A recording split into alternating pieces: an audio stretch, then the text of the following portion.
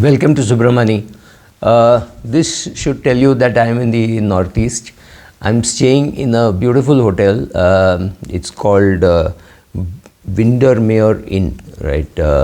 Sorry, I'm not doing a ad for them, but nor have I taken to politics. It is just that I decided that I'll wear this ghamcha which I got in Guwahati, and I'm sitting in Shillong in a beautiful room. It's a huge room, I mean, size of a house perhaps.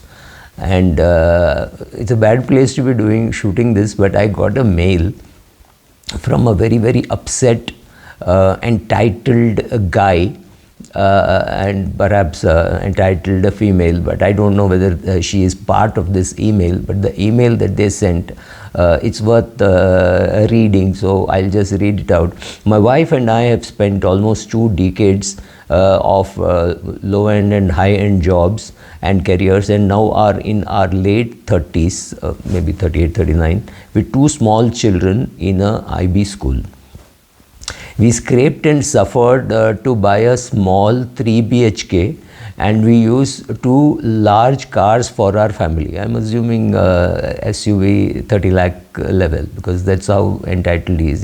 He's even said the location where he is in Bombay, and it is not a place where poor people live by no stretch of imagination. Our credit suffered. I'm personally in 6 lakhs of credit card debt, and I'm slowly paying it down. Our kids attend an IB school. He has named the school, I'm not naming it, and it is bleeding our savings dry. Typical millennial stuff that I am, as a family, I am doing.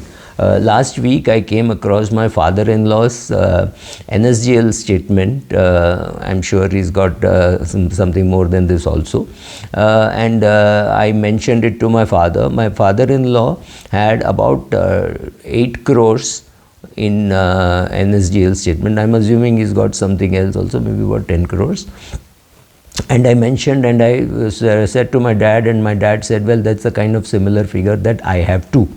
Then he's gone to profanities, which I'm not saying, 4-letter words, saying, I would give my last rupee to my son to make sure that he's more comfortable, to make sure he didn't suffer debt or bad credit as long as he was working. And here are my 4-letter word parents sitting on their piles of gold, watching us navigate a new level of economics, shopping for discounts, and raising our children in not a great way. We can't take our vacations now. This is amazing, because a very, very, very entitled son cribbing about his father, and a daughter, because he is also cribbing about his father-in-law. I have no clue how many other brothers, sisters, sister-in-law, brother-in-law he has. No size of family, nothing is mentioned. But I loved the anger that he has on his parents for having 10 crores and not helping him, and he is in credit card debt with 6 lakhs. Believe me, looking at his standard of, and 2 big cars, let us assume these are 30 lakh, 35 lakh rupee SUVs, because you can't say big car for a small car, right? So big car, I'm assuming, is an SUV. So 2 SUVs, a driver, I'm assuming a couple of servants, and maybe he's earning well. It's not that he's not earning well, but his school is sucking him dry, which is fair enough. He has named the school, and I know it's an expensive school. It is costing him about 7-8 lakhs per kid per year, so that's 15 lakhs gone. You need to earn extremely well, inherit extremely well, or be an industrialist or a businessman. When you are in employment and your wife is in employment, it's kind of difficult. So my take is 6 lakhs is a lot of debt, because if you say 6 lakhs is a lot of debt and you are not able to pay, and you have accumulated it, which means maybe you bought a 10,000 rupee purse or a 2 lakh rupee handbag, whatever you did, I don't know, but you have run into debt because of your standard of living. 2 kids in IB school is not funny. 2 SUVs is not funny. Drivers are expensive, servants are expensive. So it is a lot of debt for sure. But I'm going to break it up into various parts. First of all, for a person having 10 crores, the NSDL statement, which is mean he's benefited by the equity surge which we have all seen. Maybe the son does not have a portfolio, fairly obvious, because if he had, he would have sold off, he should have sold off, I don't know, he should have sold off some of his equity or whatever he saw, whatever he has, and repaid some 6 lakhs. 6 lakhs is a huge amount of debt, and 6 lakhs is not something which you can't repay if you have a good enough credit score, and you can borrow somewhere else, you can borrow from your parents, etc. But I think it's very important, because what is very important is communication is very important. Does his father even know that he is in so much of debt? I don't know. I don't know whether he has spoken to his father and said, look, I need 5 lakhs, I need 6 lakhs. Because a person with 10 crores may be able to spare 5 lakhs, but it is also possible, if the parent is somebody like me, so I'm going to ask, how did you get into so much of debt? Why didn't you get into so much of debt? Why are you living beyond your means? Because he's very clearly living beyond his means. If you're getting into debt with a good salary and you're able to buy and you call a 3 BHK small, I mean 3 BHK is not small except by non-Bombay standards. By Bombay standards, 3 BHK is a luxury, because most people live in the 1 BHK, half BHK, whatever.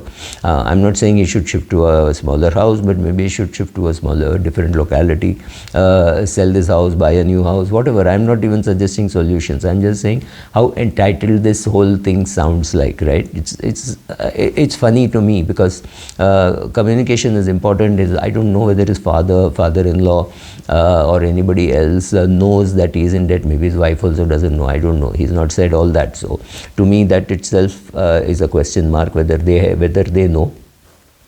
And it is possible that at some stage he was doing well, but this lifestyle creep, maybe his father sent him to an ordinary school, and then he's put his children in IB school, and IB school means children won't be too small, right? The children would at least be in 4th standard, 5th standard, and it does cost a lot of money, make no mistake about this. So let me put it in context. If my daughter or my son were to need money, will I help? I will help, but I will not help it so simply. I will not just go and say, oh, here is some money, take it. It's going to be, sit down, talk to me. How did you get into debt? What is your plan of getting out of debt? What can I do for you to get out of debt? I'm willing to talk about all that, but I am not willing to just sign a check of 6 lakhs or 10 lakhs or 20 lakhs and say, here, repay your credit card debt, repay your housing loan, whatever. I'm sure his father must have helped him while he bought a house. So I think most of us, when I spoke with my friends and all of us definitely plan to help our kids.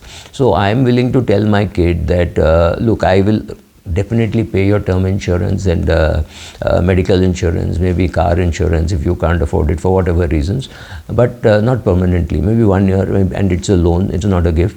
And you have very clearly proved that you can earn well, so you better earn well, live well, and live within your means, right? So communicate to your parents that they may not even know that you need this money, or you may have hinted, but you may have felt shy asking for it, or your siblings may feel, why should one person get the benefit? There are a lot of social, psychological angles to helping kids, but yeah, this is my take on whether you should help kids. But let us get to one basic thing. If he's in his late 30s, let us assume he's 40 and his father is, say, 30 years older than him, which means his parents are 70 and I'm assuming his in-laws are 70.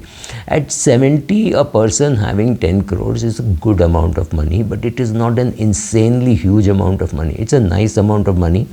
They are going to perhaps need it. Maybe they are withdrawing 5%, 10% of it. Maybe they're going on vacations, because 70 is not an age when somebody is put his feet up and saying, I won't travel, I won't spend, and things like that. He's still in a spending mode. Retirement and long-term care is expensive, because when you try hiring a nurse, try hiring a doctor, staying in a geriatric care place, all these things are expensive, make no mistake, and I would not want to then depend on my children. So give away everything and then go and asking them for money makes no sense. So in a similar situation, if I found myself, 10 crores is not a sum of money which I'm going to start distributing when I'm 70.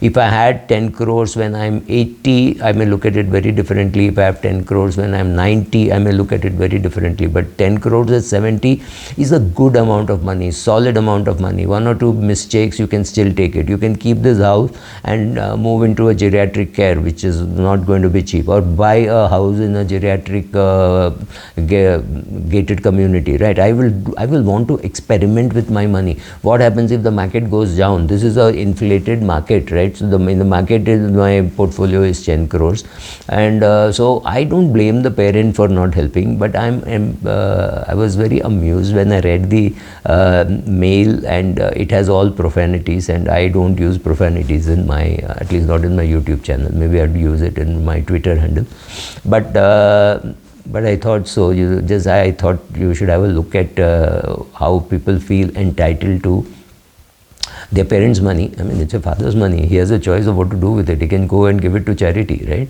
It's your father-in-law's money. They can do what they want. They can split it equally among kids, or they can give it more to deserving kid. What happens if I'm 70 and one elder, one of the older grandchildren of mine came and said, grandfather, can you give me a loan to study abroad? I want to go abroad and it costs 2 crores. Maybe I'd give them a loan. Maybe I'd give guarantees asking them to borrow. That's fine by me. And I'd give a loan, and I would say, you will repay the loan, but there'll be no interest, right? So any of these conditions, I want to use my money for myself, and I may not want my money to be used, maybe just 6 lakhs to be used for my son to repay his debt, which he incurred because of his lifestyle mistakes. You're living beyond your means. That's your choice. Perfectly all right that you live beyond your means. I mean, I know people would borrow money to buy a luxury car.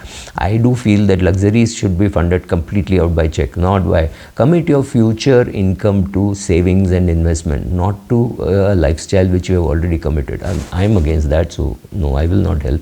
It's your choice. Thank you.